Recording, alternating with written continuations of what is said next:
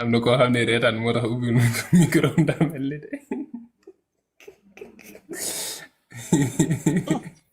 allo maa ngeen wax jërëjëf jërëjëf monsieur Iblis dégg nga man samay mbokk ñoo ma doon bindal quoi moo tax dégguma li mu wax ah de si yow loolu bàyyi secrétaire yi gars yi man xoolal man dama la ñëwoon di la àkk si ma la àkk si ba pare naa si pare naa ok yow loolu monsieur Iblis dégg nga réponse bi sëñ Ibnu Hazm joxe wala non dégguma ko moom waxaatal parce que dama juum quoi waxaatal sa question li nga wax yow ba pare déglu ma li nga wax la moo li mu wax islam ni yëpp li mu wax ni yëpp islam déglu dañu ko ne du yàqu non xaaral ma résumé la li mu wax ci gàttal pour ñu bañ a jaaraat ci kii bi bi nga ko laajee ne lan mooy islam bi nga xamante ne du soppeeku du changer avec le temps te du julli du woor islam bi nga xamante ne waaw moom dafa tontu ne waaw Messi nekkul meilleur joueur de l'histoire ndax ni mu daan joué wala ni muy joué Maradona noonu la daan joué tey tamit Cristiano moo ko ëpp endurance moo ko ëpp entraînement moo ko ëpp ay bal yu mu dugal par tête te Messi am na ay ballon d'or yu bëri yoo xamante ne dañ ko sàcc jox ko waaye mérité wul ko woon mu joxe exemple ci 2019 ballon d'or Sadio Mané ak 2020 ballon d'or Lewandowski ak yu mel noonu ak tamit ni ko arbitre yi di faralee bu nekkee ci terrain bi boo ko xosee sax ñu jox la carton wala ñu kii yu mel noonu daal la tontu ci ne wane ne universalité wu islam boobu noonu ak intemporalité bi loolu daf koy illustrer daal.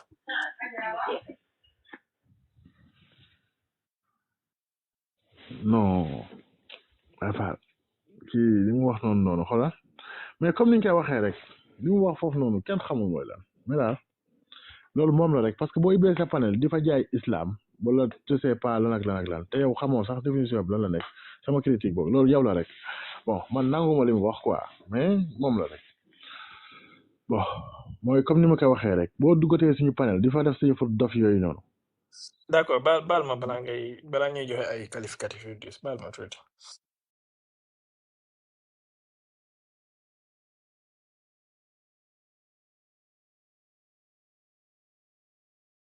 Non, s'il vous plaît, monsieur Iblis,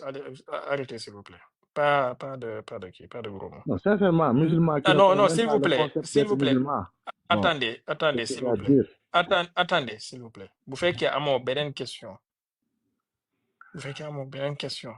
Bon, mën pour le moment,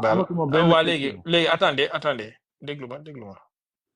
bu fekkee amoo beneen question mën nga ñu baal nga miite sa micro ma jox ko kàddu suñu paree ma jox leen dernière parole yéen ñaar ñëpp ku nekk wax moromam ñu bëgg a wax sëñ Ibnu Hazm allez-y s'il vous plaît bu dee am nga beneen question bu jëm ci moom. yéefar yi tak fiiraat man ay reetaan lañu may def léegi d'accord yéefar laa macha allah léegi sama dernier mot la daal ma wax daal di tëj loolu la. voilà léegi kenn ku nekk ci yéen ñaar dafay am 5 minutes mu teg keneen bu mu ko dog nag et pendant ces 5 minutes là ku nekk am na droit wax li mu bëgg a wax léegi sëñ Ibnu Hazm comme yow yaa njëkkee woon na commencé ci commencement au débat est-ce que doo ko bàyyi moom mu njëkk a jël 5 minutes am wala da ngaa bëgg a kii. non loolu moo gën a juste voilà léegi sëñ monsieur Iblis am nga 5 minutes waxal lépp loo bëgg a wax nag fii moom ci plaidoirie nga nekk kenn du la arrêté te tamit lu la neex utiliser comme moo xamal ne daal ay nit ñoo lay déglu ay kilifa ñoo lay déglu te ni nga men nit ku nekk ni mu men lay waxee. Allez-y, vous avez 5 minutes. Waaw. Adama yóbbu ko grand écran. Bon.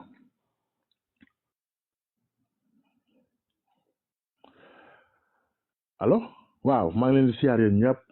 ci déglu bi ci waxtaan bi ci connaissance niveau bi nga xamante ni moom la ñu andi li nga xamante ni ñun ñëpp loolu la ñuy diggal mooy nañu ut connaissance fépp fu mu nekk nañ ko fa jëli waxtaan ak nit ñi te bu ñu nekk di leen diingat nañu xool li nga xamante ni moom moo essentiel ñu koy jàng teg dëgg bi sur la table jëriñoo ko mooy li nga xamante ni loolu lañ ma yaree ko ñi nga xamante ni ñooñ laa xam mooy fépp fu nga xamante ni dégg naa fa ñuy wax li nga xamante ni mooy xam-xam du ma ragal dinaa jël sama fit ma ñëw taxaw ma wax ak nit ñi man de ma taxaw ma déglu leen exactement xool ñii lan la ñu wax lan la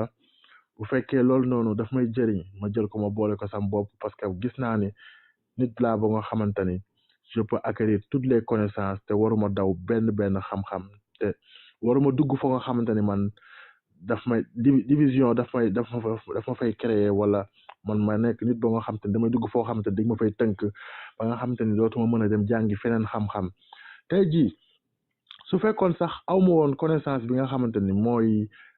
les cubes de Métatron bi nga xamante ni moom la ñuy définir comme le flagu Israël ne loolu mooy seen drapeau loolu mooy seen définition kon danaa dem ba ci ñoom ma jëli li nga xamante ni mooy xam-xam boobu noonu mais je me dis que ñooñu noonu te am naa dëgg vérité boo xamante ni xam naa ko ni ñoom ils sont venus en Égypte ñooñu ñëpp ils sont venus en Égypte foofu la ñu jëlee li nga xamante ni moom la ñu def tey ji religion des juifs foofu lañ tamit jëlee xam-xam bi nga xamante ni moom la ñu tibbee christianisme foofu tamit la ñu jëlee xam-xam bi nga xamante ni moom la ñu tibbee la religion musulmane donc fait yooyu noonu yëpp nga xamante ni je l'ai constaté te man leen rek lay topp mooy li nga xamante ni moo ma sos mooy nature bi moo ma sos mooy picc yi nga xamante ni fajar bu jotee ñooy way sama parenteer way yu neex ma yeewu ci bonne humeur jóg am volonté boo nga xamante ni damay jóg ma ibbi samay kaye wala ma nekk à la recherche li nga xamante ni mooy cosmologie li nga xamante ni mooy planète yi li nga xamante ni mooy terre bi li nga xamante ni mooy associé pour ñun ñu am xam-xam boo nga xamante ni dafay dëggu xam-xam boo nga xamante ni daf ñuy jëriñ fii si suñuy jëmm xam-xam boo nga xamante ni tamit on va le retrouver dans le ciel xam-xam boo xamante ni tamit on va le définir dinañ ko togg dinañ ko tabax ci biir réew mi ba nga xamante ni égrégore boobu noonu xam-xam boobu ak géométrie boobu noonu di def suñu dëkk ba suñu dëkk nekk en harmonie moo tax saa su nekk may woote ci li nga xamante ni mooy la maths de l'exactitude tey su ma fekkee bëgg naa exactitude sama bopp laa ko war a tàmbalee man je dois être exact bu fekkee dama bëgg man doon koo xamante ni quelqu'un de vérité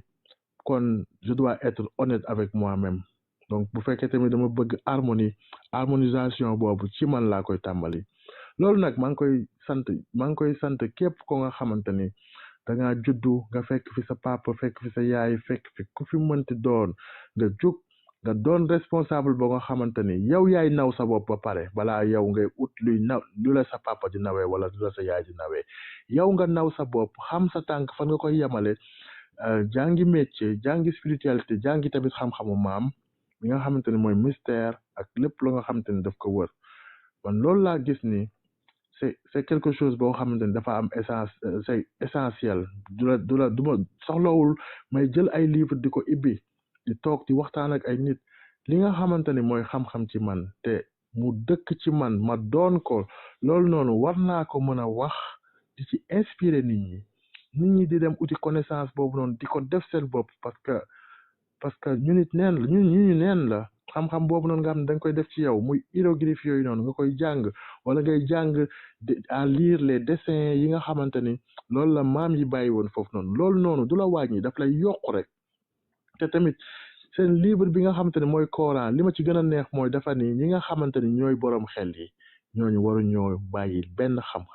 xam-xam yépp dañ ko war a jël ñu boole ko seen bopp ñu fekk ci ñi nga xamante ni ñoo koy jàng ñu jàng ko ak ñoom parce que tamit am na benn affaire xaw ma lii lan la de mais mën naa toog ma déglu ma jàng ko ak ñoom ba ma comprendre ko te li nga xamante ni moom mooy nekkoon Égypte te dañ lay préparer pour monde bii nii nan ngay dundee nan ngay doxee nan ngay defee sa élevage nan ngay toppatoo li nga xamante ni moom mooy dex yi nekk Sénégal y a des lacs yoo xamante ni lacs yooyu noonu ils sont pourris ay yoo rek ñoo fa nekk. Merci beaucoup. Même tuuti rek même daaneel rek. Non, 5 minutes yi man la. non ci lac yi rek laa bëgg a dem ci lac yi. Non. Pour m'endouter 5 minutes lañ la mayoon s'il vous plaît. On avait tous fermé nos micros pendant 5 longues minutes moom itamit noonu lañ koy mayee 5 longues minutes tëj suñu micro yi kenn du ko dagg léegi su paree monsieur Iblis am na ñuy ñaan ci suuf nee na dañ laa bëgg dañoo am ay question pour yow su dee di nga leen ko may après ma yéegal leen nga kii ak ñoom. Sëñ Ibn Hazm, vous avez 5 minutes, allez-y. waaw bismillah nañ ma ko defal chrono mu commencé ma doog a wax comme ça muy gën a juste sax. bon 5 minutes yi li ma ci wax li gën a sérieux mooy lii moom lu sérieux la quoi mooy l'islam dafa nekk lay caaxaan quoi souvent da nga gis nit ñi ko bàyyi jël ko teg ko de côté bu ñuy wax ay ree dalay jàpp maanaam nii lay wàññee xel quoi li gën a gaaw ci atrophier intelligence doomu aadama mooy weddi l'islam la hawla wala quwwata illa billah yal nañu yàlla ngoy doo ci diina ji nga xam ne moom rek mooy dëgg yal na yàlla doole ñu ngëm yal na yàlla ubbi suñu xel ñi nga xamante ne dañoo réer te nekkuñ ay injuste yal na yàlla ubbi seen xol ñu accepter islam ñi nga xam ne dañoo réer nekk ay injuste ba pare di réerataate ñooñu nag yàlla du leen mës a gindi bon plus sérieusement li nga xamante ne moom laay wax mooy Iblis sama ko bëggoon ñaan benn ticket safara quoi benn place waaye moom foofu di nga fa yor ci ay ticket dina baax quoi léegi soo ma ci mënee wutal ñett rek parce que daa am gars yoo xam bëgg naa leen fa yebal quoi ay ñoom magóor ak yenn gars yi bul ma wutal nag place yi ci kaw foofu day sedd ba mu ëpp ci xooñ ba laa bëgg nga wutal ma ci ñetti ticket ci xooñ mi incha allah léegi gars yi ci suuf aussi ñoom may ñaan dédicace Sadi bëgg Bamba ñu ngi lay ziyaare ca Brésil Abou Nour ñu ngi lay ziyaar ca Koweït positif ñu ngi lay ziyaar ca fan sax Sénégal Thiès xaw ma ak Canada ñaan leen dédicace gars yi am na ñu ñaan dédicace ci suuf waa ak Canada moo ñaan bon wax ñaanu Samtek ñu ngi lay ziar ci Samtek fu mu nekk Dakar ca Dakar ak Canada Chavi ñu ngi lay ziar ca Paris ak waa 224 Africa ca Guinée ñu ngi koy ziar ak Black Sheep ca UK ñu ngi koy ziar Keta ci Espagne ñu ngi koy ziar Magóor ca France ñu ngi koy ziar asafurlah kii tikka safara laa ko doon ñaanal waruñ ko woon ziar Ama Touré ci Gambie ñu ngi koy ziar ak Moustapha Gueye aussi ñu ngi koy ziar Moustapha Gueye Pastef ak Canada dañu ziaraat léegi beneen bi mooy ziar nañ gars yi ba pare beneen bi mooy Iblis li nga wax am na solo mooy indi nga ñu ay xeetu xam-xam yu am solo yoo xam ne bu ñu ko defoon suñ société bi dafay avancer et tout mais xam-xam yooyu xanaa géométrie dans l'espace moom bokku ci xam-xam boobu moom xanaa jàngalewul nu ñuy calculer aire pyramide ak volume am ak xam-xam boobu aussi xanaa jàngalewul histoire xam-xam boobu maanaam li muy jàngalewul bëri na de parce que liñ la fi laaj yëpp joxe woo ci réponse parce que da nga ne amul importance et tout xam-xam bi daal xëy na transformation galvanique lay jàngale ak lanaat sax yow noonu daal peut-être dina ko jàngale xëy na on sait jamais ak géométrie sacrée géométrie sacrée la ñuy jàngal su boobaa doy na war macha allah. beneen bi mooy xam-xam boobu aussi dinañu jàngal xam-xamu hors sujet ak saaga waajuru jàmbur maanaam bu ñu la posé question ci guy ga ngay wax Dakar ga ak saaga papay jàmbur yi loolu aussi xam na xam-xam boobu noonu dañu ko jàngal ak cube de xawma nan loon la ñuy wax noonu boobu aussi xam-xam bi dinañu ko jàngal macha allah sa xam-xam bi rafet na ak niveau industriel bi aussi boobu dina yéegal suñu niveau industriel bu baax a baax macha allah loolu am na solo léegi xam-xam bi rafet na macha allah xam-xam bi bëri na dëgg mosuma woon xam ne Iblis am na lu ëpp benn noroon mais yow am nga ñaar macha allah barkalla li nga fi leeral am na solo aussi voilà quoi ñoo ngi lay sant li nga bëggoon leeral aussi que ni li ma doon wax ci panel bi tey xaw ma ko woon yëpp leeral nga ko macha allah yow moom suñu prof nga ak. xam-xam boo xam ne yow rek yaa ko am ci kaw suuf mooy hiéroglyphe naka lañ koy prononcer phonétiquement nan la doon sonné loo xam ne bi ñu koy découvrir fekk na civilisation bi raaf ci kaw suuf yow rek ci kaw suuf yaa xam phonème yi quoi maanaam lu nekk naka lañ ko doon prononcer macha allah na bu jour boobu Moïse feeñoo moom yow laay woo nga waxtaanal mag moom yi ne yëpp nekk ay xeetu xam-xam yoo xamante ne yow rek yaa ko xam ak tànk yuy wax aussi yow rek la yàlla dénk nga xam xeetu xam-xam yooyu macha allah franchement ñu ngi lay gërëmal amal nga jariñ société bi yaa ngi leen di jàngal loo xam ne xeetu xam-xam loo xam kenn mënu ko xamee ci diine franchement voilà géométrie sacrée moom amul benn diine bu koy jàngale macha allah donc xam-xam bu am njariñ la yaa ngi liggéey lu am solo ci société bi continuer bu ragal dara foo yéeg représenté fa kémétisme leeral seen pas-pas bi. parce que man gisuma représentant bu gën a wóor ci kémétisme bu dul yow tee l'archétype du kémite maanaam kémite parfait bi yow la exemple parfait wu kémite kémite bu sotti yow la macha allah donc foo dem représenté fa kémétisme yéegal di leeral di wax ne lii mooy ngëm-ngëmu kémétisme loolu rek laa lay ñaan quoi parce que borom xam-xam dëgg nga macha allah jërë ngeen jëf gars yi. alors jërëjëf xam naa balaa may joxewaat kàddu gi damay jaajëfal ñaari ñi doon waxtaan muy sëñ Ibnu Hazm ak monsieur Iblis di leen sant di leen gërëm di regretter tamit yenn baat yu ñagas yi nga xamante ne jóg na fi di rafetlu yi tamit yenn deltu ginnaaw ak jéggalu yi nga xamante ne am na fi ci retiré yenn baat yeeg yooyu di ñaan beneen yoon mu bañ a amaat di rafetlu yi tamit temps bi nga xamante ne respecté nañ ko di lay que de temps en temps daan na am ay kii waaye dans la globalité respecté nañu temps bi xam naa man ma fàttali benn kii bu ndaw rek benn anecdote bu ndaw dafa am suñu benn waaye dama àndoon ak sama benn xarit ñu demoon seeti ko sama xarit bi dafa amoon hémorroïde bu koy sonal bi mu demee ne ko dafa am hémorroïde dafa bëggoon mu may ko garab parce que dafay jaay ay garab wala soog yooyu ay sunguf yeeg garabu hémorroïde yooyu mu ne ko sa jinne bi la dafa yéeféer la faaw ma tuubal ko wala waxal ashadu donc am na mu ne dafay woo jinne bi mu ñëw tuubal ko bu ko tuubalee hémorroïde bi dina wér ba pare faj bët yi métti ci tuubal jinne bi yooyu xam naa ne am na yenn kii yoo xam ne voilà su jinne nit ki tuubee peut-être voilà maa ngi bu leen reetaan ku ree dem safara sëñ Keita sëñ Ibnu Hazm maa ngi lay ziar maa ngi lay jaajëfal sëñ monsieur Iblis maa ngi lay jaajëfal bu baax a baax di rafetlu temps bi ñu may sa bopp li ma bëggoon a nettal na anecdote mënu ma koo yeggali parce que bu ma ko yeggalee am na ñoo xam ne danañ rey ba sànni seen téléphone yi mu toj moo tax bàyyi leen ma yem ci foofu rek en tout cas comprendre leen lu ma waxul voilà mais daal fii la commencé daal te je vous ai donné que le commencement waa ji daal daf ko ne dafa am hémorroïde dafa bëgg mu may ko garab bu koy faj mu ne ko sa jinne bi mooy yéeféer il faut mu tuubal ko su ma ko tuubalee mu weer ne ko daal di ekkati sa baaraam bi nga wax achadu alors léegi sëñ Keita allez-y da nga amoon question pour sëñ Iblis voilà en tant que modérateur je déclare le débat clos maintenant question yi ubbeeku na merci juste ces questions maa ngi leen di ziar di leen nuyu lu bëree bëri macha allah Cheikh Baye dama bëggoon laaj mais Iblis sëñ Keita balaa ngay ñëw pour ma fàttali ma kii gars yi rek maanaam jour boobu bi ñuy ñibbi sama xarit bi ma àndaloon da doon ree bay raam ci mbedd mi en fait pour vous donner un peu l'image ci li xew foofu noonu du ma leen wax yëpp nag parce que là comme ni ma ko waxee bëgguma gars yi toj seen téléphone yi waaye dafa reetaan daal bay raam ci mbedd mi jour boobu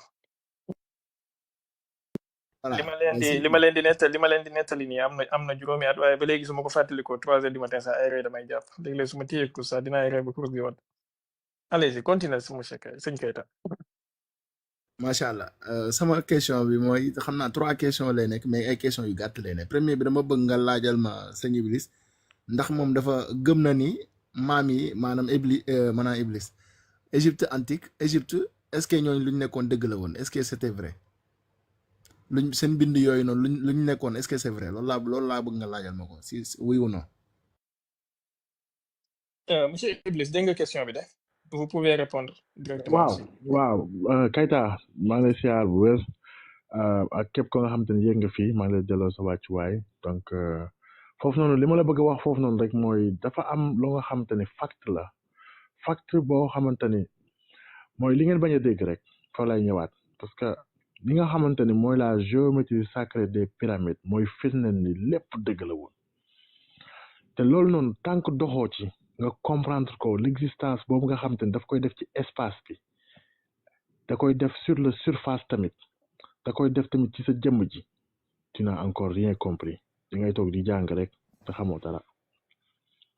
loolu laa amoon loo xamante ni dama koy expliquer te quand je dis ça je pèse mes mots je les pèse loolu laa amoon loolu dama koy tontu. macha allah waaw réponse yi na gën a gàtt comme question yi ni mu kiiwee rek parce que c'est une question très courte sëriñ bi dégg naa sànq voilà confirmé na leen léegi ne Égypte lu ñu nekkoon c'est vrai loolu maanaam loolu dëgg la luñ bind yi nekkoon Égypte c'est vrai dëgg la ok sànq dama dégg ci ay si waxam fii mu ne alxuraan bi si Égypte lañ ko jëlee ci bind Égypte yi lañ ko jëlee kon est-ce que dafa bëgg dañuy am confirmation que ne alxuraan bi kon dëgg la sëriñ bi loolu laa bëggoon laaj loolu laa bëggoon nga laajal ma ko wala day génn ci loolu.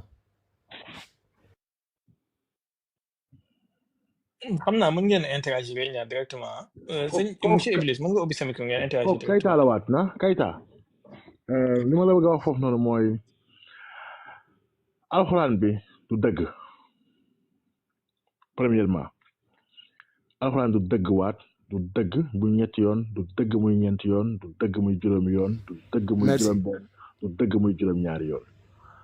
am na nag loo nga xamante ne mooy essentiel bi gars yi di ko nëbb muy vérité suprême bi nga xamante ne moo nekk ci biir ñu koy nëbb moo tax ñu bari Sénégal dañuy dem di jëli wird pour comprendre li nga xamante ne mooy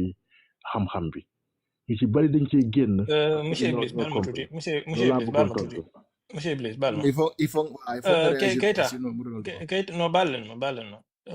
Adama laa soxla Adama yaa ngi fi. waaw bisimilah waaw maa ngi fi waaw.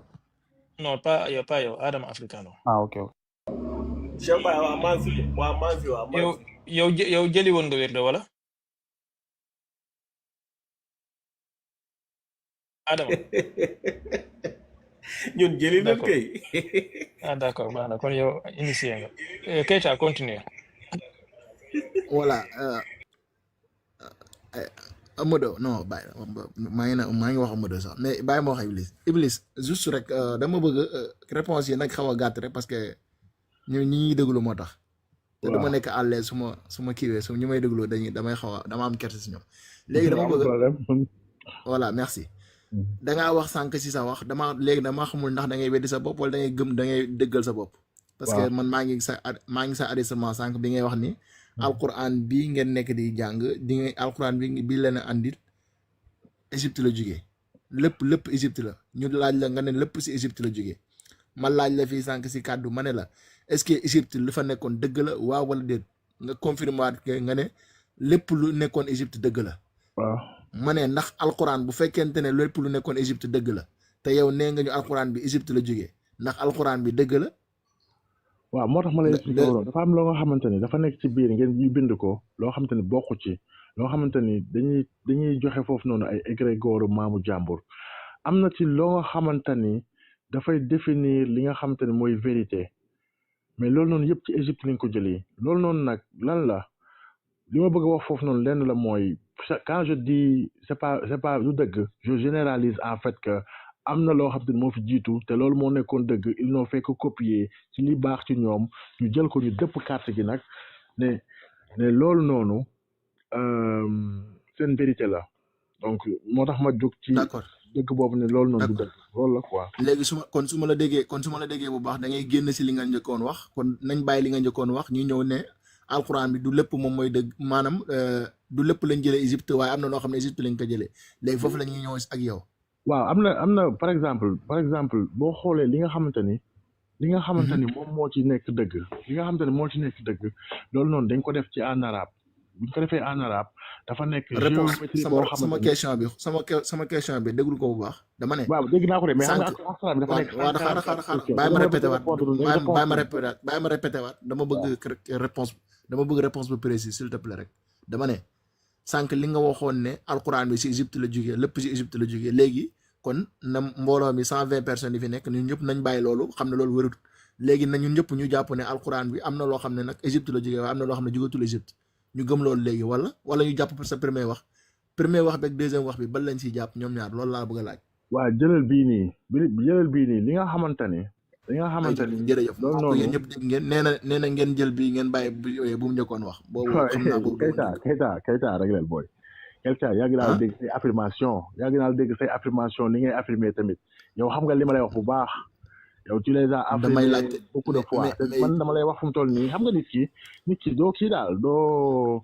doo tey nga défendre lii tey nga ni défendre lii dama lay expliquer benn affaire rek man boog li ma xam sama concept boog am na ci yoo nga xamante ni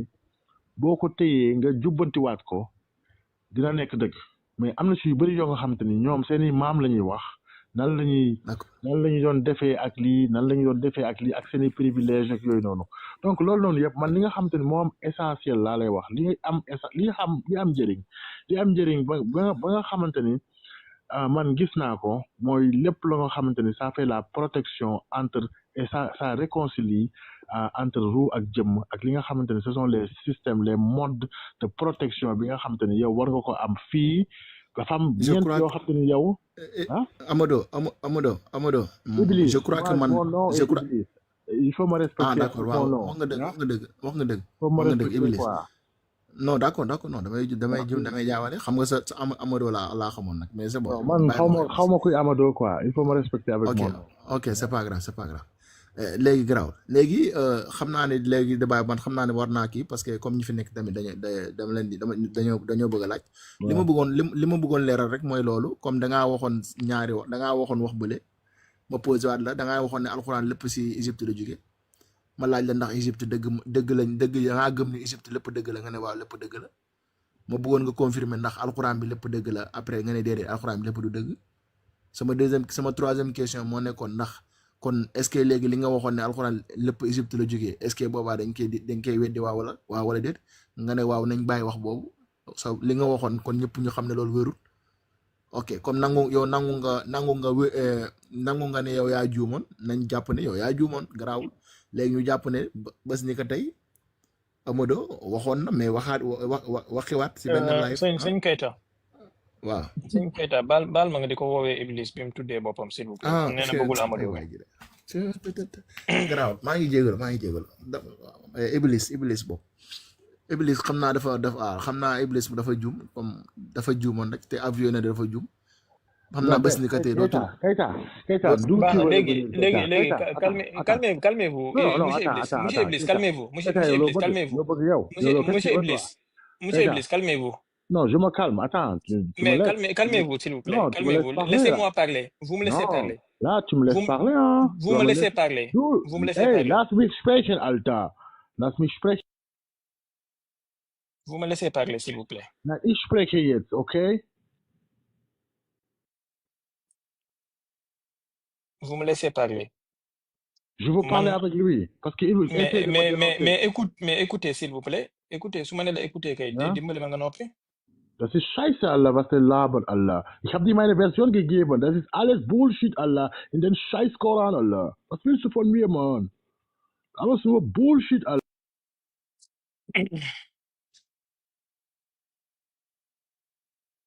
C'est bon? Vous savez que awuma benn problème ci jox la kàddu nga wax quel que soit li ngay mën a wax d'accord même su ma d'accordul ak yow dinaa fexe ba nga am opportunité wax li nga bëgg a wax lépp waaye mu tegu ci respect tegu ci dégluwante tegu ci jox cër bi ñu commencé ba léegi kenn saagawu fi mythologie égyptienne bi ñu commencé ba léegi kenn saagawu fi des pharaons bi ñu commencé ba léegi kenn saagawu fi les hiéroglyphes xaw ma kenn saagawu leen fi kenn saagawu fi la civilisation égyptienne bi nga xamante ne moom ngay wax amoo benn droit boo war a saaga yàllaay nit ñi nga xamante ne moom la ñu gëm wala Allah bi nga xamante ne moom la nit ñi gëm ça vous n'avez pas le droit et vous devez pas le faire ne serait-ce que par respect pour votre propre personne et j'estime que vous vous respectez donc waroo saaga yàllaay nit ñi bu fekkee nit ñi am nañ ci yow cër boo xamante ne yaa ngi wax d'accord ñu ak yow ñu noppi déglu la kon suñ ne la tëjal sa micro ñuy recadrer joxaat la kàddu da ngaa war a tëj sa micro nga déglu c'est le minimum bi nga fi yéegee ba léegi kenn wàcceewu la fi te pourtant am na ay modérateurs yu ko mënoon def contrairement ak ni nga xamante ne noonu la ñuy def ñeneen ci seeni panel yéen on a essayé d'être gentil avec vous on a essayé d'être indulgent avec vous on a essayé d'être doux avec vous mais il faut pas dépasser les bords il faut pas insulter les gens il faut pas insulter la croyance des gens si vous pouvez répondre aux questions qui vous est posées ngeen tontu ci directement wala nga tontu ci directement soo ko mënul nga wax ne mënoo tontu ci question bi ñu jàll ci leneen les gens ont plein de questions à vous poser man mii di modérer débat bi am na ay questions yu ma la bëgg a poser dama ko ne am na loo nga s'il vous plaît gardez votre micro fermé jusqu'à ce que je vous donne la parole c'est moi qui modère merci buñ la poser question remarquez naa fi ay yoon vous tournez autour du pot vous passez à côté et vous répondez pas à la question et pourtant malgré loolu ñu ngi leen koy muñal À plusieurs reprises, vous avez dépassé, vous avez utilisé des gros mots, vous avez essayé d'écorcher les gens. tudd nga fi ay waajuru nit ñu lay ñaan nga deltu ci ginnaaw yu baree bari ñu ngi koy muñ c'est pas parce que dañoo déggut li ngay wax c'est pas parce que dañoo comprendre li nga bëgg a wax xëy na sax comprendre nañ li nekk ci ginnaaw la nga bëgg a wax wala yow loo xam ne yow mi wax sax comprendre oo ko ci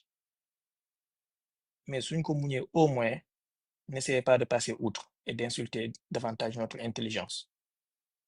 Peut-être il y a des gens qui sont ici qui sont 1000 fois plus intelligents que vous, 1000 fois plus instruits que vous, 1000 fois plus initiés que vous. Mais ils ont la grandeur et la modestie de vous écouter et de vous donner la parole. Donc respectez-vous, s'il vous plaît. Alors, il vous a posé des questions. Il a remarqué et il a souligné des contradictions par rapport à la réponse aux réponses que vous avez données. La première réponse, da ngeen na wax ne alxuraan bi yépp ci Égypte antique la jógee ñun ñëpp déglu nañ ko fi enregistrement bi mu ngi fi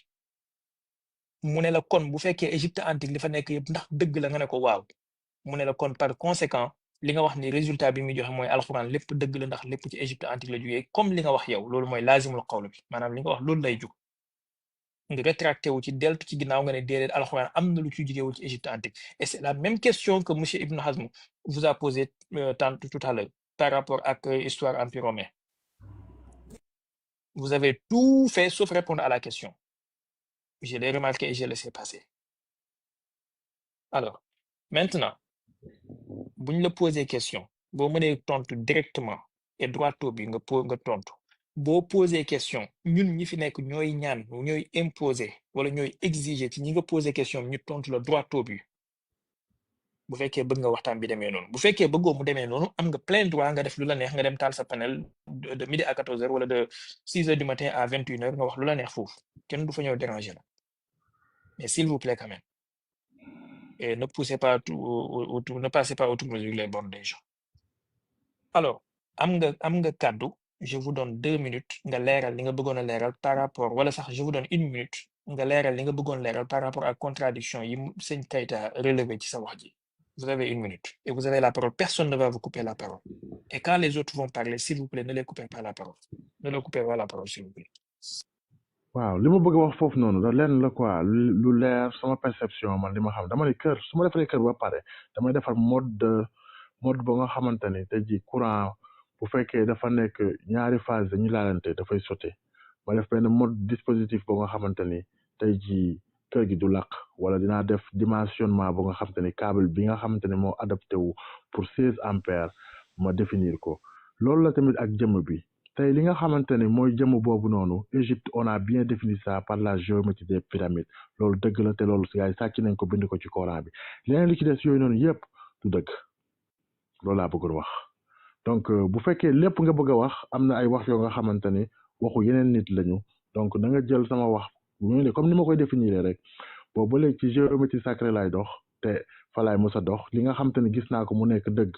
te kenn mënu ko dindi Égypte la nekk ñeneen ñu ñëw foofu noonu dañoo ñëw ñu copier te loolu la gars yi def jéemuma yàq kenn pas-pasam moo waxee yonent bi sallallahu taala alayhi wa sallam laa wax pour tout le monde pour tous les corps humains yi fi nekk moo tax ma wax paix salut pour lui mais jagleelu ma ko ki nekk Màkka wala keneen ak keneen donc j'ai pas insulté personne parce que moi je me respecte premièrement je parle très bien l'allemand et que awma kenn ko nga xam te ne fii dama lay fenn wala ma lay wax loo xam te ne nekkul donc ku la neex nag bu la neexee nga ne yow man maa wax ni Coran bi yëpp lii wak lii wak lii la li ma la ci wax ci sama perception mooy li nga xamante ni moom moo fa nekk gars yi jaxase ko fa li nga xamante ni tamit dañ ko fa andi mu nekk ñoom seen i propre but moo tax la plupart des Sénégalais dañoo dem ñu uti sëriñ ak wasila pour jël wird donc loolu noonu ay facte la yoo xamante ni bu ñu toogee nag ñun ñëpp ay magum jëmm ñu ne du ñu wax dëgg bi du ñu jël Coran boobu ñu teg ko sur la table gis li nga xamante ni ñun loolu la ñu soxla ci Coran bi ñu lijjanti ko jël Coran bi teg ko ci biir armoire bi lijjanti suñu àdduna bu fekkee sax dañuy créer ay pile yoo xamante ni àllaaxira moo ñu soob mais dañ ko lijjanti bu jeex xam nga luñ fiy nekk di jël benn Coran di ko téye di ko niit di ko nemma di ko niit di ko sa temps jeex na. ok merci beaucoup. Keita dafa am loo koy relancer wala. waaw maa ngi rafetlu bu baax sëriñ bi xam naa ne man may jégaluwaat sa gars yi yëpp rek xam ne question bi juste c'était lu ma constaté la woon ci ay waxam rek moo taxoon ma bëggoon poser pour mu am éclaircissement parce que damay dégg si ñu bëri si ñoom ñuy wax ne alxuraan bi si Égypte lañ ko jëlee may wax ne bu fekkente ne que alxuraan bi Égypte lañ ko jëlee te ñoom gëm nañ ne Égypte dëgg rek moo fa jógee kay kon waakaar naa warul nekk problème nañ jàpp ne alxuraan bi moom pure vérité la rek comme Égypte la jógee te ñoom gëm nañ ne lépp lu jógee Égypte dëgg la kay liir la woon c'était pas pour quelque chose de méchant comme nag génn na ci loolu nee na léegi nañ bàyyi waxam boobu jullit yëpp ñu ngi déglu xam naa beneen yoon jàngal na tamit ay mbokkam nga xam ne suba kenn du taxaw feneen ne alxuraan Égypte la jóge parce que là lui il a déjà tracé le chemin pour ñoom maa ngi jégal beneen yoon maa zaalika alallaahi bi aziz. merci beaucoup sëñ Cheikhouna da nga am loo bëgg a kii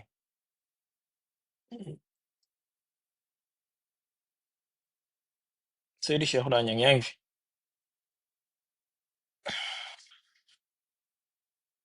xam naa dafa xaw a sori téléphone bi Oustaz Diop yaa ngi fi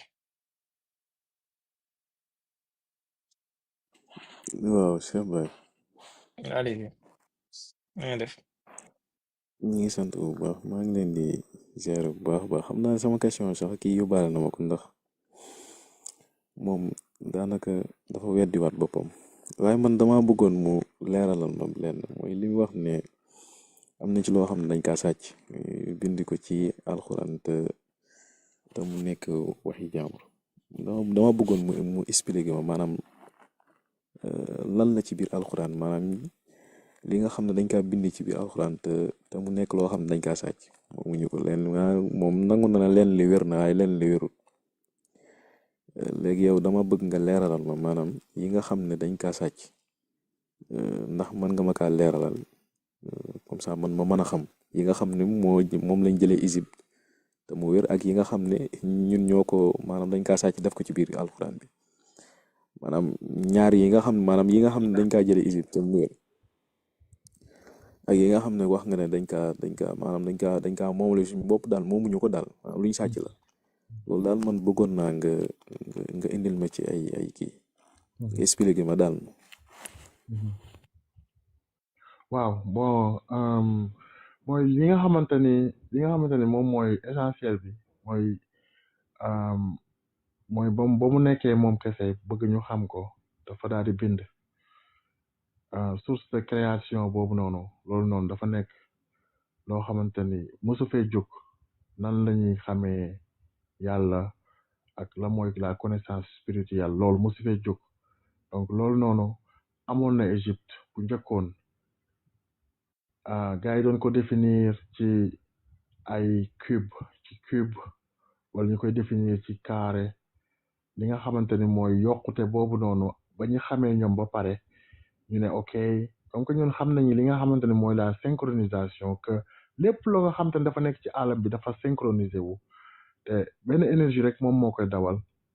donc loolu noonu ñuy wax ni moom mooy yàlla mooy man li ma gëm te moom rek moom moo fi nekk xam nga donc loolu noonu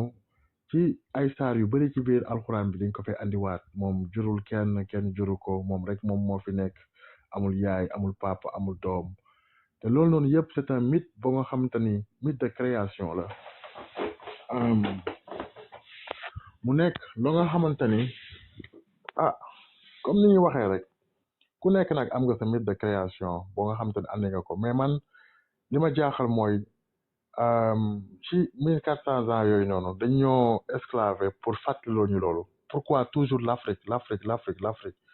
pourquoi l'Afrique moom mooy boo xoolee Sénégal ñun ñooy jeunes yi nga xamante ne chaque fois dañaa am gëm-gëm dañuy bëgg a am connaissance dañuy bëgg yàlla dañuy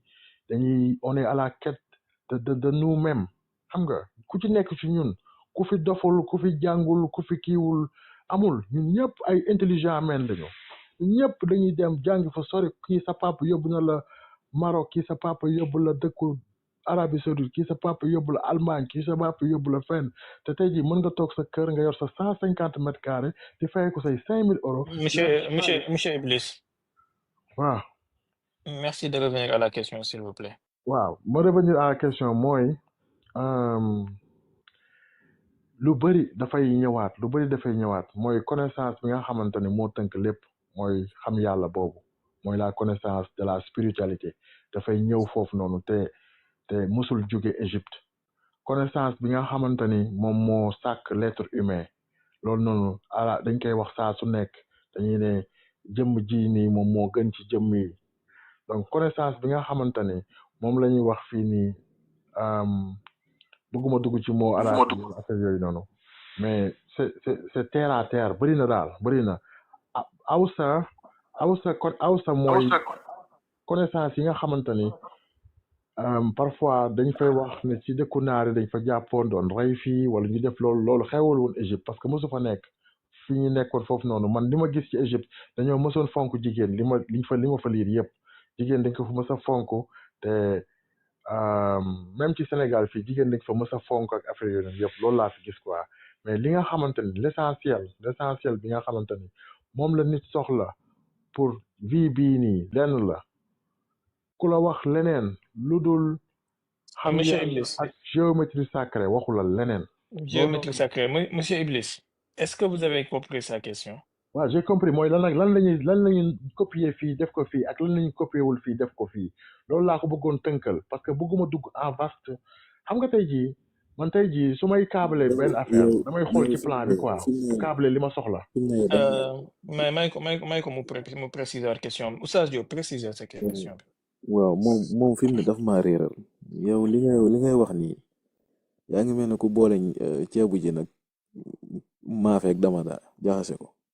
li ma la wax dafa simple dama la yow da nga ne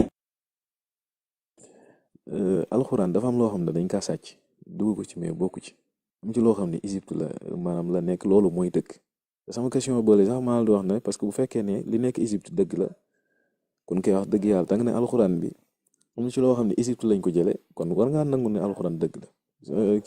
mbokk moomu doon na ci wax léegi nag dama laa bëggoon leeral li nga xam ne dama bëgg nga leeralal ma li nga xam ne dañ kaa sàcc yow ni nga ko waxee indi ko ci biir alxuraan loolu naka la demee maanaam nga leeral ma ko ba pare ak naka lañ ko sàccee naka lañ ko sàccee parce que li ngay wax nii man comprendre ma daal ba tey parce que yi ngay boole dafa bari trop léegi man expliquer ma naka lañ ko sàcc ak liñ sàcc ci biir alxuraan. jërëjëf xaaral ma tënkal ko question mais balaa ma lay joxaat question bi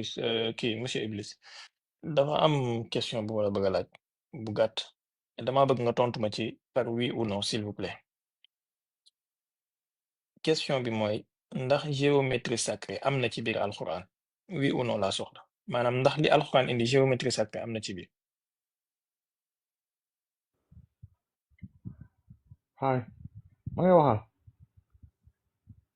waaw yow laay laaj kay ndax am na ci biir par oui ou non s'il vous plaît. bon dessin géométrie sacrée boobu gis ma ko fa mais gis naa fa loo nga xamante ne c'est similaire bu ko dëppee ak dippi ko dafay nekk ñett muy joxe 6 mais exactement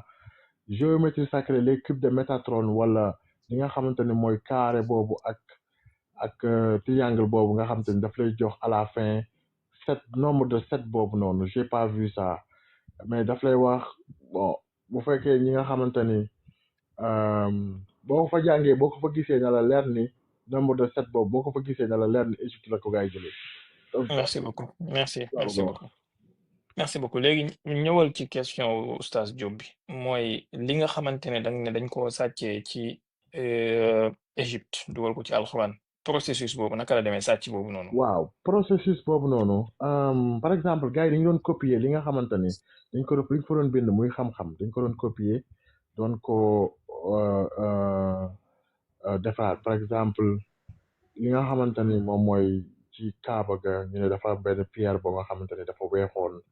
bi mu weexee après à force que gars yi di ko vénérer dafa dem ba ñuul léegi loolu noonu jaral leen lu bëri ñu ko ciy def ñu ne loolu noonu dañ ko ciy boole ci seen ponk charia yi donc mooy bëgg a wax saa su nekk ni charia ak islam bokkul donc pour ngeen comprendre exactement. kii monsieur Iblis on parle pas de la charia on parle du Coran est-ce que pierre bu noir boobu da nga ko gis ci alxuraan dañ ko cité ci alxuraan. bon pierre bu noir bi man jànguma seen alxuraan boobu parce que intéressé wu. merci beaucoup c'est gentil mais merci beaucoup on est satisfait merci. merci jërëjëf Oustaz Diop jërëjëf dinaa ñëwaat ci yow bu fekkee am nga précision ci sa question baal ma jàll ci ñeneen ñi nga dinaa ñëwaat ci yow incha allah kii góorgóorlu vous avez des questions da nga am question monsieur Iblis baal ma ci micro bi. waaw salaamaaleykum maa ngi leen di nuyu ñëpp Iblis ma lay remercier bu baax li nga ñëw yaa naa la bu baax parce que vraiment indil nga ñu ay affaire quoi te gars yi yaakaar naa ne ils se sont rendu compte quoi gis nañu bon man dama lay laaj yow damay dégg ngay wax sànq dama dégg ngay wax ci création wu mythologie Égypte bi quoi maintenant yow ci cosmogonie Égypte yow Égypte ñaata cosmogonie la am. yow noo définir cosmogonie ak ñaata nga fa gis yow premièrement. man maay tontu wala yow yaay tontu. yaa posé question bi affaire bi muy demee man maay tontu wala moom mooy tontu. waaw définir ma la mooy cosmogonie comme ça ma mën la jàppale sa question bi. attendez. waaw. sëñ góorgóorlu da nga may jox sa question yi man ma posé ko moom mu tontu ci. lan mooy sa question monsieur Iblis baal ma ci micro bi. ok. sëñ góorgóorlu lan mooy sa question. waaw dama doon dégg muy wax ci mythologie égyptienne di wax ci création yi di wax ci mythes yooyu quoi mooy cosmogonie yi quoi ma koy laaj maanaam Égypte moom ñaata cosmogonie la amoon ak cosmogonie yooyu noonu bu ko xamee mu expliquer ñu bu ci nekk nan la demee. merci beaucoup alors monsieur Iblis Égypte ñaata cosmogonie la amoon ak bu fekkee xam nga ko nga expliquer ko benn bu ci nekk nan la demee. waaw moom bu fekkee dafa bëgg a xam cosmogonie comment c'est formé wala mythologie bi nga xamante ne comment c'est créé àdduna bi mooy àdduna bi comme daf c'était namb la woon nen la woon bu mu bëggee nen bi comme ma ni la nen ak ginaar ban moo fi jiitu par exemple dafa am loo nga xamante ne dañ ko tuddee ne atum ba mu nekkee guddi bu mu bëggee ñu xam ko monsieur Iblis baal ma tooñ la tuuti pour nga continuer da ngay continuer nag mais li ma bëgg a wax rek mooy réponse bi ngay joxe nii soo ko doon joxe su doon ci anglais nga ko doon joxe doon na gën a neex trop mais continuer ci wolof bi baax. ok cosmogonie mythologie la quoi te foofu noonu mythologie boobu noonu andi nañ ko premièrement ci li nga xamante ne mooy Horus ak Osiris ak Isis. boobu noonu rek laa ci ko xam quoi boobu noonu laa ci xam te mythologie la justesse yëpp mooy la création de l'être humain bi nga xamante ne nee nañu roue bi te dëgg la sax roue ci jant bi la jóge donc roue googu noonu c'est le fils de Dieu c'est l'esprit roue googu noonu ak formation bi nga xamante ne def na ko ba création de l'être humain am loolu noonu c'est une mythologie bon loolu moom rek moo fa nekk benn cosmogonie boobu rek moo fa nekk loo tax ma bëggoon ko définir loo laaj ko lan mooy cosmogonie lan la bëgg a wax foofu ci cosmogonie parce que bu fekkee cosmogonie mythologie boobu noonu benn boobu rek laa ci xam. merci góorgóorlu dégg nga réponse bi mu la jox vous êtes satisfait. waaw d'accord moom loolu moom damay xam ne da ngay demaat nga gëstu parce que Égypte 3 cosmogonie moo fa am. d'accord merci beaucoup léegi jarul yaatal. waaw ok waaw d'accord ok jarul yaatal léegi. pour des raisons x attendez pour des raisons x et y jarul yaatal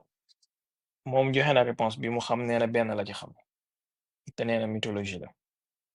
léegi nee na yeneen yi soo ko bëggee xam da ngay dem nga gëstu ko xam naa nag yow mi koy poser question bi dafa am loo ci jot a xam tuuti moo tax alors moom moo ñëwoon pour jàngal ñu diineem jim nekk léegi muy kémétisme. léegi allez-y relancer ko man ngay jox question bi ma poser ko. attends je dois clarifier man nekkuma ci benn diine moi j'ai ma spiritualité li ma yore sama bopp man sama yëf la sama yëf bopp la. merci pour la précision. merci pour la précision exactement que. c'est bon merci pour la précision. monsieur Iblis merci pour la précision c'est bon on a compris nekkoo ci benn diine merci yu góorgóorlu continuer. waaw d'accord Iblis dañuy waxtaan rek man xam nga damay garder toujours le calme yaakaar naa mën nga garder le calme ñu laaj Cheikh Baye ko tontu quoi bon beneen question bi ma am bon man maay ñaan Cheikh Baye man dama doon wérdu quoi man dama doon wér xam nga ba takk léegi damay ñaan ngeen jox ma échelle ma wàcc parce que man fi mu nekk nii moom daa mel damaa réer samay mbokk loolu dama la koy ñaan après dama la koy dagaan quoi. hey góorgóorlu yow foo wér ba takk. ah góorgóorlu foo wér ba tag foo la nga wax ne da nga wér ba tag wala je sais pas. waaw waaw Cheikh Baye laa koy ñaan loolu yow du yow laa koy waxal quoi man Cheikh Baye laa koy ñaan xam nga ok parce que yenn saa yi moom dafa mel ne xale man damaa mel ne xale bu ñu yónni woon boutique ba waaw maanaam jox ma téeméer dama waaw demal jëndi warga ma jëndi warga réeral wecc bi dellu si di seet wecc bi far réer looloo ma non dal quoi réeroo sax réeroo loolu non réeroo man loolu Cheikh Baye laa koy wax ak ñoom merci Adama ak ñoom merci c'est bon Cheikh naa ñi fi nekk quoi léegi comment il s'appelle léegi góorgóorlu am na ku tudd Alfarouk ci suuf dinaa la waaw booleeg moom mu yóbbu la ci ki lay tuubal mu tuubal sa jinne bi moo am problème mu kii da ngay waaw xam fexe naa nga wax ashadu sama jinne bi moom xam naa ne wala nga war dañoo dégg bon mais léegi Cheikh benn question bii rek moo des quoi mu bàyyi gars yi Iblis dama lay laaj quoi Yo, what's up man waxal ay déglu xoolal rek la ñu Cheikh nekk Baye nag nag moo gars daa évolué yi ko waa góorgóorlu waxal maa lay déglu allo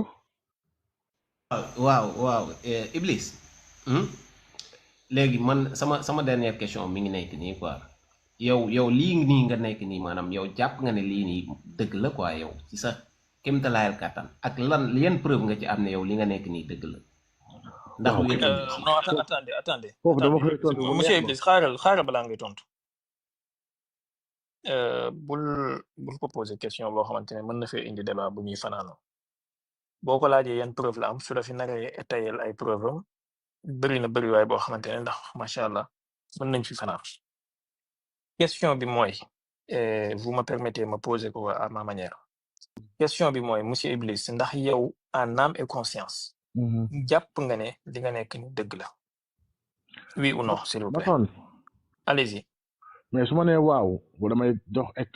éclaircissement su ma nee déet damay jox éclaircissement non une minute joxeel oui ou non d'abord après ñu doog a xool éclaircissement yi lii mu ñëwee lii ci dëgg laa nekk parce que jërëjëf léegi dinañ ñëwaat ci yow am na ñetti yëf yoo xamante ne nii man maa la promettre woon dinaa la may temps nga wax ko ok fàttewu merci ma ko beaucoup bi ci njëkk ma fàttali la ko pour wan la ne fàttewu ma ko bi ci njëkk mooy affaire Aliou boobu nga waxoon ne waa Iran la woon dinañ ci ñëwaat ak yow ñaareel bi mooy secret yooyu nga wax ne ñoom ñoo nekkoon ci égyptologie dinañ ci ñëwaat ak yow fàttewu ma ko ñetteel bi mooy bii nii nga wax ne da nga ko éclaircir mais dinañ ci ñëwaat Oustaz Diop maa ngi seen ubbi sa micro allez-y Cheikh Baye est-ce que doo fàttali ñi nga xam ne ñooy doo koy ñëw pour waxtaan bi fi mu lan mooy waxtaan bi ak fi ñu jógee ba fi ñu yegg si nii parce que mel na am na ku nekk ci suuf di laajte ne comprendre lu maanaam kii bi bu ko wallaay defee oustaz fi ñu jugee ba yegg si fii suñ ko naree fàttali mbaa Ablaye lu mu tuddati Senghor du dekkiwaat nekk président Sénégal yi moom kay nañu continuer rek ñu jàpp ci yàlla moom lay kay waaw Mahatma Gandhi la ñuy bañ mu ñëwaat naraw def campagne Sénégal nañ kuy kii rek yàlla baax na merci beaucoup sëñ Cheikhouna boo jàppandee rek mën nga def sëñ en attendant Adama bi def drapeau Sénégal bi Adama yaa ngi fi ok sëñ Cheikhouna mu ngi fi allez sëñ Cheikhouna allez-y Adama maa ngi ñëwaat ci yow sëñ Cheikhouna allez-y ok Seba maa ngi maa ngi lay ziar di ziar mbokk yi nga xam ne ñoo nekk ci panel bi ñëpp di wax ne ala kulli haal tey moom maa ngi soogee gis koo xamante ni ala kulli haal moom ku échec ci mission am dëgg moom mooy sëñ Cheikhouna baal ma balaa nga ko ne xanaa da nga doon wér de yow Cheikhouna yow nga xamul lu ma doon def sax baax na léegi yow daa mel da ngaa aju mais faaw ñu wàccee la après non Iblis moom dafa échec ci mission moom xaw ma ban Iblis mais bii moom échec na ci mission moom Iblis boo xamante ne amul réponse c'est des arguments moo gën ngay sànni xeer rek c'est des arguments quoi pourquoi raison am non yow sama waay nga wuy ma yow sama waay nga yow xam nga ne man xam naa ne dama ne Iblis bu échec ci mission am dëgg moom mooy yow xam naa nuruwoo sa turandoo bu dee doo vrai bi moom nuruwoo sa turandoo su ma échecgé yow da nga ma naan ni ok fii nga échecgé li nga wax ci géométrie sacrée li nga wax ni effectivement xam nga sa turandoo dafa système nekkoon ku mënoon sa turandoo dafa nekkoon koo xamante ne ku mënoon a tontu la da ngay gis ne moom li muy tontu sax monsieur Iblis baal ma ngir yàlla nga may ko ba mu daaneel nga doog ubbi sa micro jox xalante bi dafay kii sëñ Cheikhouna yow attends ma laaj la question balaa ngay commencer ndax xam nga géométrie sacrée déedéet xaw ma ko de ndax xam nga triangle carré déedéet triangle carré fu mu am D'accord ndax xam nga pyramide yi niñ leen defaree ak étoile yi nekk ci seen biir. déedéet xaw ma ko de. baax na continuer. ok léegi dama ko bëggoon wax ne maanaam iblis bu échec ba mel ni bii moom bu dee iblis vera bi de yàlla na échecgee nii comme ni nu turandoo ji échecgee ndax xam naa bulee bële moom ay réponse am yi mu doon waxantee kii moom daanaka dafay nekk koo xamante ni moom da ngay xam li mu bëgg ak fi mu jëm par rapport ak bii daal ok bi ci des mooy alaakulli haal li ma doon wax ci suba rek moom lay ñëw di confirmer ci wane ne ñoom ci seen jëm bopp dañuy wax ne alquran ci boppam ci Égypte buñ la jógee yow nga gëm ne Égypte lépp dëgg la gëm ne alquran ci itam fa lañ ko jëlee maanaam dañ ko jëlee ci xam-xam waa Égypte yu njëkk ya ba noppi nga bëgg a ñëwaat ne alquran lépp du dëgg maanaam tanaaxudaat yu mel nii naka nga ko mën a defee yow Iblis xam nga loolu itam dèjà problème la bi ci des itam mooy yow nee nga kaw ni bi ngay jaamu maanaam nature ngay jaamu nature est-ce que dooñu doom man sama question Cheikh Baye mooy mu expliquer dëgg ndax man dama jàpp ne nature mbindeef la boo xam ne yàlla daf koo bind ngir jaam ñi di ko jariñoo ci seen lépp nag ci seen lépp waaye bindu ko ngir ñi di ko jaamu maanaam dafa bind nature ngir nit mais bindul nit ngir nature ngir nit ki di jaamu nature léegi nature boobu noonu est-ce que moom duñu ko expliquer dëgg-dëgg naka la koy jaamoo ak yan la koy digal ak yan la koy tere ndax ki ngay jaamu ko daf lay digal wala mu lay tere loolu itam mu dimbale waa lañu ci Cheikh Baye loolu la am comme question mu dimbale ma ci. D'accord jërëjëf monsieur Iblis s'il vous plaît veuillez ouvrir votre micro s'il vous plaît. waaw kontaan naa trop bu ma ko bëggee répondre nature bon. mooy comme répondez mais de manière concise s'il vous plaît. waaw mooy comme ni nga ko waxee rek man je considère que képp ko nga xamante ni tu ne fais pas la synchronisation avec la nature rek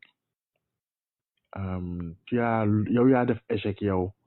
ak sa mission fii ci àdduna donc mooy comme ni nga koy waxee rek dafa am jëmm am leer am secret jëmm ak leer ak secret tey ci néew ba am na jëmm waaye leer nekku fa tey ci Cheikh Moussa Cheikh xawma noo ko tuddee yow noo tuddee dafa am loo nga xamante ne mooy la géométrie sacrée tey boo toogee fii en tant que kilifa nga toog sa kurus ko nga koy wedd nga ne yow xamuloo ko te y a des milliers de centaines de personnes yoo xamante ne ñu ngi dund feneen ñu ngi toog di ko dund di ci dox ci aspect yi nga xamante ne mooy la physique quantique di dox ci li nga xamante ne moom mooy baal ma tuuti Cheikh Baye léegi géométrie sacrée boobu noonu firil ma baat bi ci wolof ma xool ba xam li muy wax xam naa ko la xaw ma ko. D'accord na ma jox définition bi d'accord baal ma c'est kii monsieur Iblis ça c'est une question de ma part. waaw. géométrie sacrée. ma tontu ko. non allez-y di nga ko tontu mais baal ma laaj la di ba nga doog ko nga tontu ko ba pare doog ko tontu. géométrie sacrée kañ nga njëkk a dégg baat bi en fait ci kañ la baat bi ñi ko toog ci say nopp. waaw loolu noonu mi ngi dox ci man en 2016 2015. 2016 merci beaucoup c'est bon merci beaucoup 2015 2016 léegi ñaareelu question bi mooy physique quantique ak géométrie sacrée lan moo leen boole en fait ban relation la ñu am. waaw benn relation bi la mooy physique quantique mooy daf lay tegtal yoon boobu intrication bi nekk l'intrication boobu noonu di la wan ni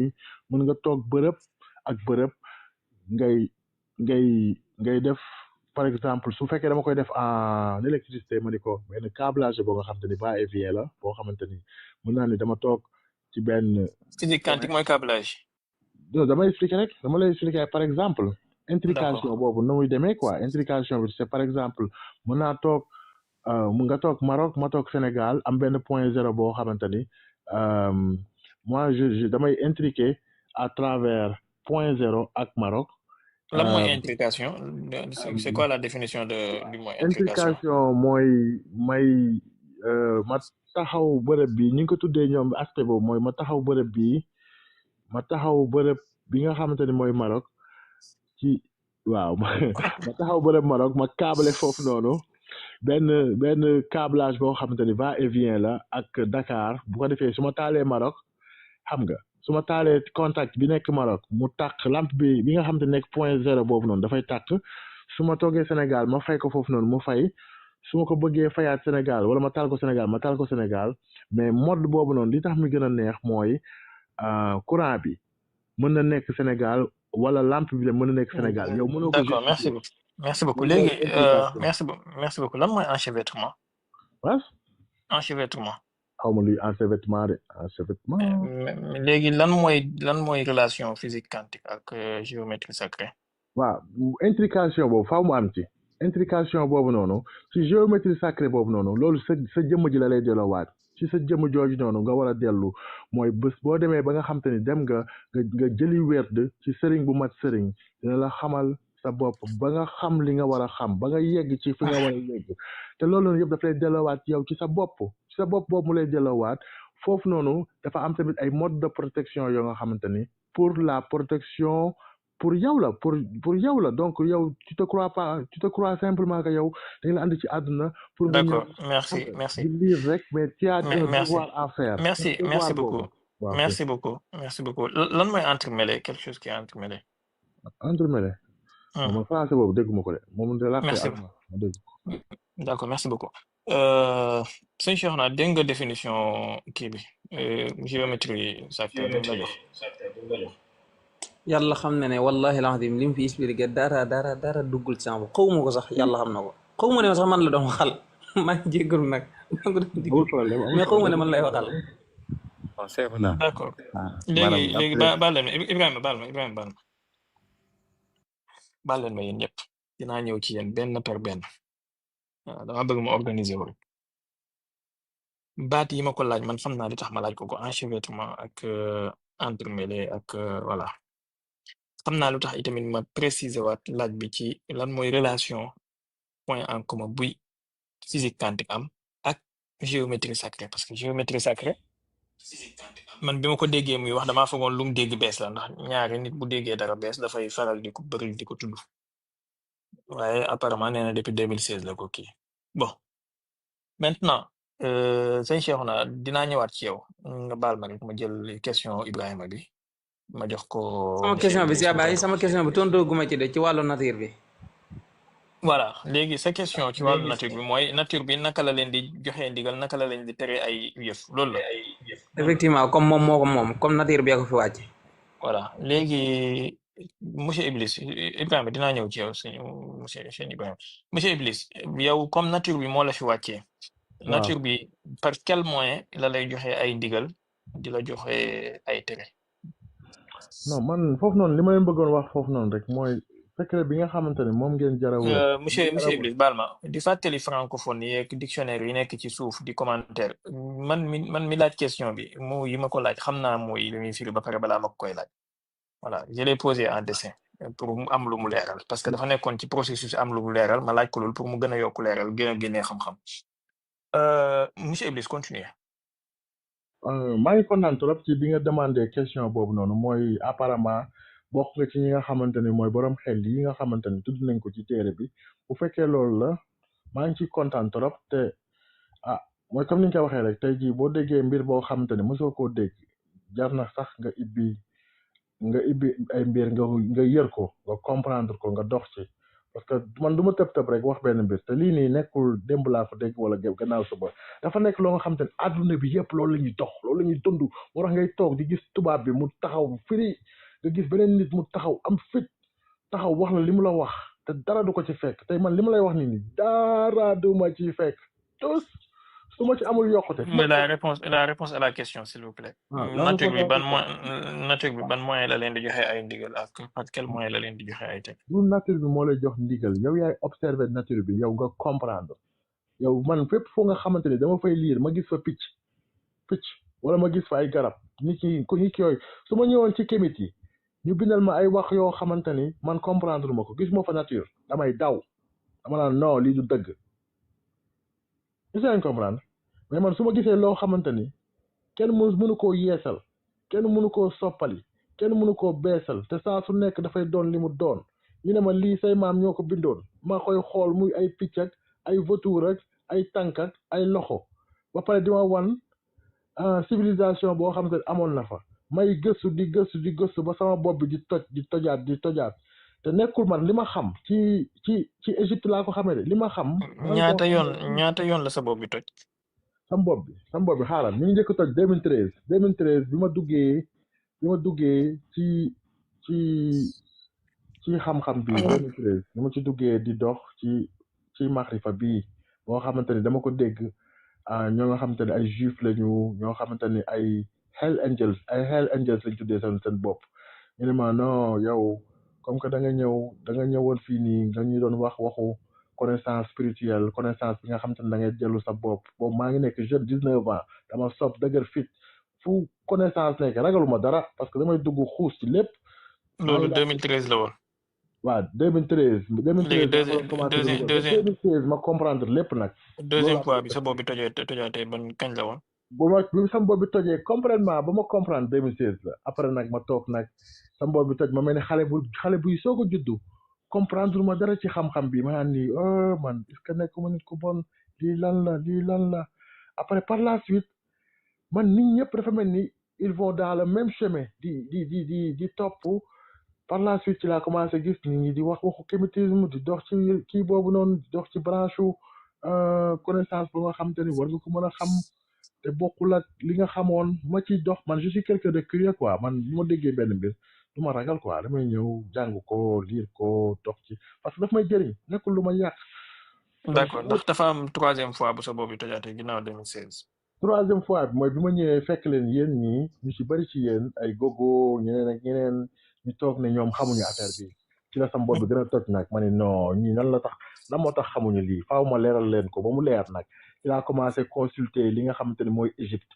ma gën ci kontaan ne lii am na Afrique ma koy kontaan di ci kontaan loolu laa gis ni ma ne nii nag de tubaab yi li ñu dof yëpp ak ñii suñu xam-xam lañu sàcc après ci laa commencé gën a kontaan ci laa gën a fiéré ci man ma jël lii nag def ko sama cheminement pour wax ñëpp ni on doit être fier de nous war nañu mën a am connaissance ba nga xam te ni dañ d'accord suñu bopp. merci beaucoup léegi ginnaaw loolu ndax ginnaaw bi nga ñëwee fii fekk gars yi ak majaalisien di wax ndax sa bopp bi am na tojaat na fi ci diggante bi wala boobu mooy dernière fois bi. waaw sama bopp bi tojaat na fi tuuti parce que li tax mu tojaat mooy ñun Sénégal nature bi dañ ko war a toppatoo mooy li nga xam te ne mooy fleuve yi nga xam dafa am ay déchets gars yi di jël seen mbalit yi seen këpp yi di ko fa sotti ñun war nañu am connaissance bu sell bu spirituel boo nga xamante ni dañ koy teg ci mathématique ak géométrie boo nga xamante ne day tax ñun suñu environnement bi ñu koy setal ba mu set ba ñun suñu fleuve yooyu ñu fa am ay Guédiawaye ay Pikine ay Rufisque xam nga foofu noonu boo fa toogee yooyu jàpp la matt la bay bëgg a dee da nga yaa ngeen gis booy yi toog fii yëpp ñaata personnes fi toog grand yi fi toog fii nii yëpp plus de 100 et quelques personnes ñooñu ñëpp mënoon nañu toog assemblée wu ne ok tey jii dañuy jël fleuve bi nga xamante ni moo nekk Guédiawaye wala moo nekk Rufisque dañ koy assainir dañuy jël ndox boobu noonu dañ koy recycler ba pare filtrer moteur yooyu noonu di ko dawal nga xam ne dañuy filtrer ndox bi ñu koy génne di ko dugalaat ci biir dex bi jël li nga xamante ni moo fay yàqu yëpp ñu dindi ko ba nga xamante ni suñuy yaay suñuy papa dañuy fier dem doxantu foofu. d'accord merci beaucoup merci man loolu noonu moo ma tax a jóg quoi loolu tax ma gën a mer. merci ni faaw ma andi merci beaucoup dox lu metti dox merci beaucoup c'est gentil man j'aime bien booy répondre réponse yu gàtt te kii alors léegi on est à la 4e fois ndax diggante boobu noonu ginnaaw problème assainissement beeg problème yooyu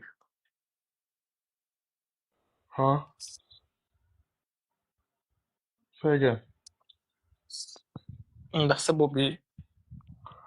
waaw foofu noonu sa bopp bi sincèrement dafa toj parce que bu fekkoon ñun am nañu xam-xam bu sell kon foofu la ñuy njëkk jóg bu fekkoon lépp li nga xamante ni dafa nekk ci Coran bi dëgg la kon ñun dañuy jóg ñu sellal li nga xamante ni mooy fleuve yi ak lac yi nekk Sénégal toppatoo ko ba nga xamante ni loolu dafay mel ni dafa bokk ci ñun parce que premièrement lépp loo nga xamante ni. donc en gros sa bopp bi 5 fois la toj wala am na. sama bopp bi ba léegi ñu toj grand dafay toj ba léegi dafay toj. man je comprends pas Sénégal pour ma propre compréhension en fait et la compréhension du public ndax ci 2025 bi mu commencé léegi am nga fi benn instant bu sa bopp bi toj. waaw sama bopp bi instant bi nii man tey si suba rek laa doon waxal benn nit ma koy expliquer naan ko am na loo nga xamante ni dafa war a am solo ñu jóg ñi nga xamante ni ñooy sénégalais bu fekkee ñoom li ñuy jàng seen téere yi dëgg la ñu jóg assainir li nga xamante ni mooy lac yooyu Sénégal bëri na yoo loolu noonu dafa war a dagg te loolu lii terre à terre la rek yow nga ne da nga bëgg yàlla ngay liggéeyal mu teral la ngay liggéey mu teral la neex sëñ yow Cheikh mu na baal ma neex sëñ Cheikh na baal ma maa ngi ñëw ci yow léegi sëñ kii monsieur Iblis donc si je comprends bien yow yi ak assainissement bi moom moo gën a toj sa bopp bi jamono jii nii waaw parce que foofu la xam-xam tàmbalee yow boo léegi nee wàllu s'il vous plaît léegi wàllu yàmba geeg prostitution yeeg ak sàngara seeg drogue beeg yii di am te nga xam ne ba Égypte sax am na fa ci jamono yi ak jamono yu wees woon ndax loolu moom bokk na ci lu toj sa bopp bi wala déet lépp la nga xamante ni dafay tàggali nit ak sagoom baaxul li nga xamante ni mooy prostitution mosu fee jóg li nga xamante ni moom mooy drogue ñi nga xamante ni ñoo ko doon def dinañ ko def ñi nga xamante ni ñoo ci yore def am seen expérience dinañ ko def mais ñun ñi nga xamante ni ñoo taxaw pour jàngal ne wala yéen ñi nga xamante ni da ngeen taxaw boo leen waxee ñu ne ni waaw yàlla moo leen tax a jóg nga yore kurus yow ngay teg fële nga jóg nga non je veux juste savoir ndax loolu bokk na ci lu toj sa bopp bi wala bokkul ci en fait yi ma énuméré loolu noonu man mënuma la wax parce que quand je dis seulement la vérité mënuma la wax luy toj sam bopp ci loolu noonu parce que ça me concerne pas man d'accord donc yow si je comprends bien waaw yow non s'il vous plaît si je comprends bien ay nit yuy utiliser ay substance yuy yàq seen xel wala ay nit yuy jaay seen bopp wala ay nit yuy agressé wala nangam yooyu gis nga ne ce n'est pas un problème bu war a toj sa bopp mais ay yooyu wër di màtte loolu c'est un problème majeur pour l'humanité bu war a toj sa bopp non man li ma bëgg a wax foofu noonu mooy ki nga xamante ni moom mooy dem agressé kooku noonu bu gisee environnement bu set bu gisee parce que fi ma dëkk bi ma nekk y a la sécurité dëkk bi ma dëkk moom je te dis à bouche ouverte y a la sécurité partout. ban dëkk nga dëkk si c'est pas trop indiscret. maa ngi nekk Allemagne laa nekk. d'accord léegi Allemagne fan yee ci ginnaaw rek man maa ngi doon suivre benn waay bu fa defoon benn voiture bélier ci jamono. kii bi amoon na nga ñëw mbëkk ay nit ray ay innocent et tout loolu ndax tojoon na sa bopp bi wala. kooku dafa dof kooku dafa toog lu yàgg xam naa amul jigéen moo tax je sais pas. xaw ma kon ñàkk jigéen lu yàgg dafay toj bopp. bon je sais pas am na ñoom dañuy feebar mentalement bon je peux pas te dire mais li ma mën a wax ça me concerne pas li ma concerné mooy Sénégal li ma concerné mooy Sénégal je suis satisfait kañ nga gëj Sénégal. Sénégal kañ 2022 maa ngi waaj ñëw Sénégal sax.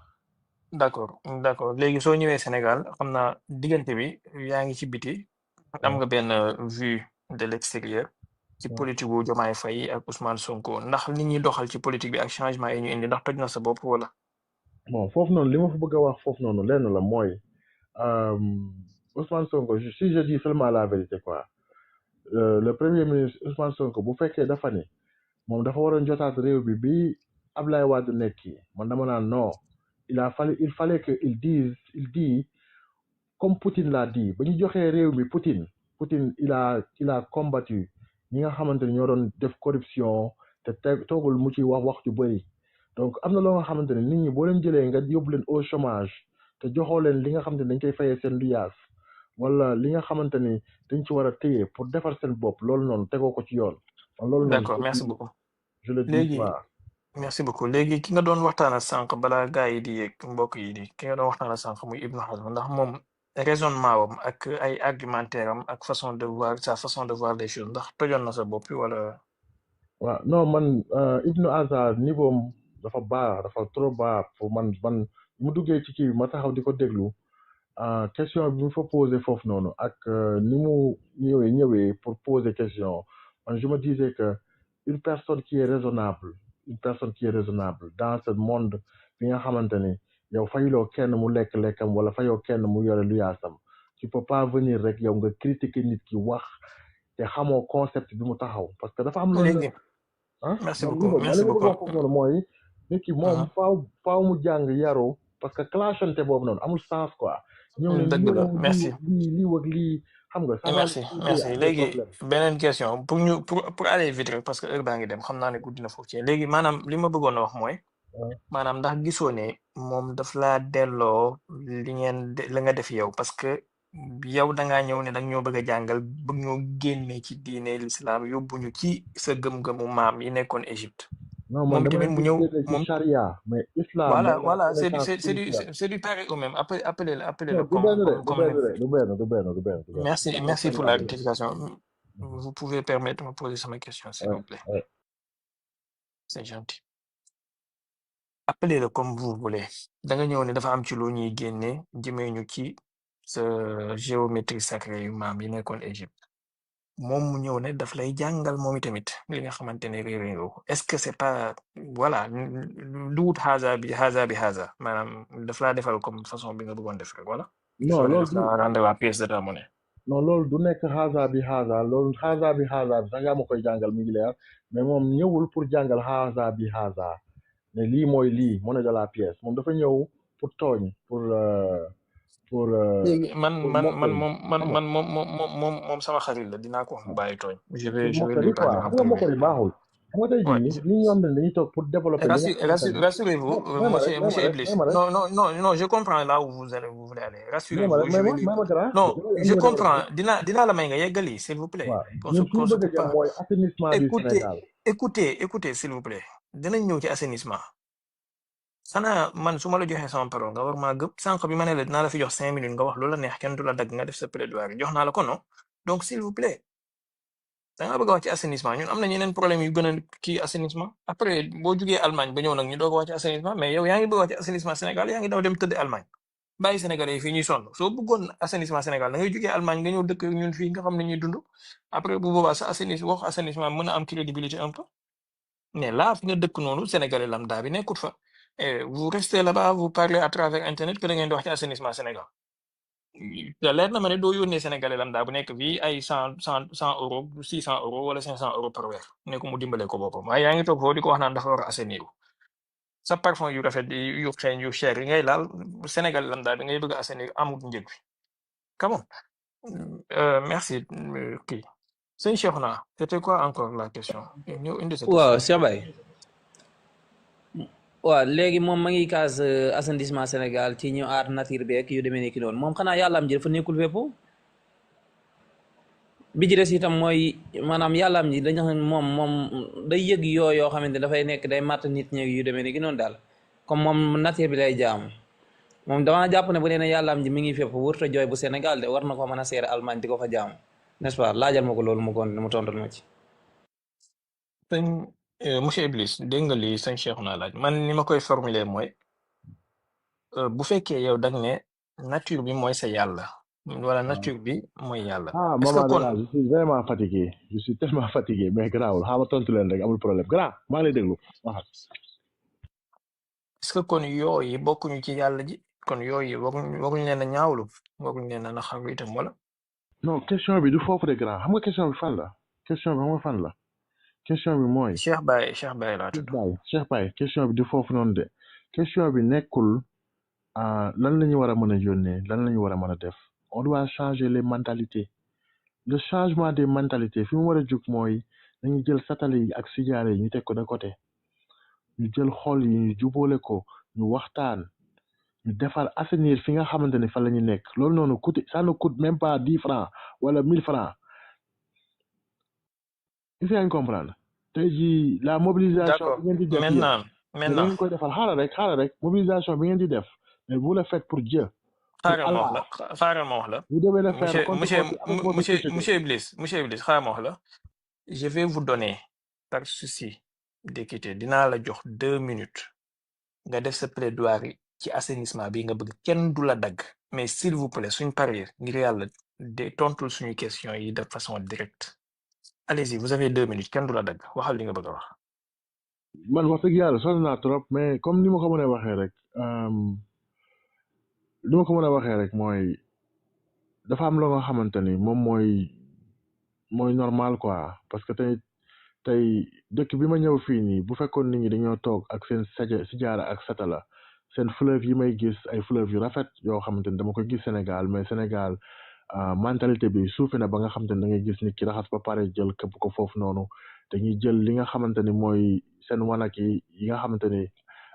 dafa war a dem fenn foofu dañ dañ koy defaraat mu localiser ko muy dem ci ay bërëb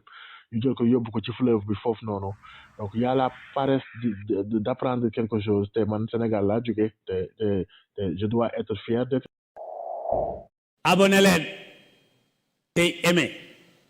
di partager di participer di envoyer ay cœur abonné leen